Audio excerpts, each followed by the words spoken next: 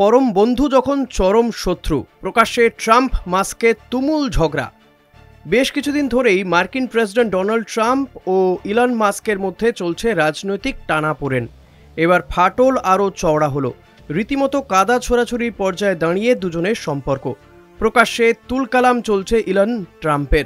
কয়েকদিন আগে পর্যন্ত দুজনের বন্ধুত্বপূর্ণ সম্পর্ক ছিল চর্চার বিষয়, তবে এই মুহূর্তে দুজনের মধ্যে বিরোধ তুঙ্গে। বিরোধের শুরু হয়েছিল বেশ কিছুদিন আগে।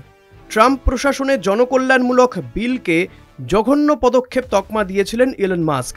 মাস্কের মন্তব্যকে কটাক্ষ করে ট্রাম্প আরও বলেন, সাংবাদিকদের উদ্দেশ্যে ট্রাম্প বলেন, দেখুন, ইলনের সঙ্গে আমার খুব ভালো সম্পর্ক ছিল, জানি না সেটা আর থাকবে কিনা।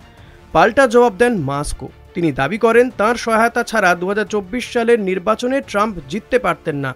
পাশাপাশি ট্রাম্পকে অকৃতজ্ঞ বলেও কড়া সমালোচনা করেন মাস্ক। মাস্ককে নিয়ে এক প্রশ্নের জবাবে ট্রাম্প বলেন, আমি ভীষণ হতাশ, কারণ এখানে উপস্থিত অন্য যে কারো চেয়ে তিনি এই বিলের ভেতরের খুঁটিনাটি সম্পর্কে ভালো জানতেন, অথচ হঠাৎ করেই তিনি এর বিরোধিতা শুরু করেছেন। তবে ট্রাম্পের এই বক্তব্যকে মিথ্যে বলে উড়িয়ে দিয়েছেন টেসলা সংস্থার কর্ণধার।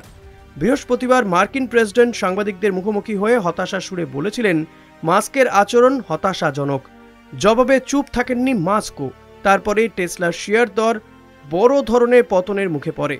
প্রায় 14% শেয়ার পড়ে মাস্কের ইলেকট্রিক গাড়ি নির্মাতা সংস্থার। এর ফলে একদিনেই $50 বিলিয়ন খোয়ালেন মাস্ক। KTV Shorts।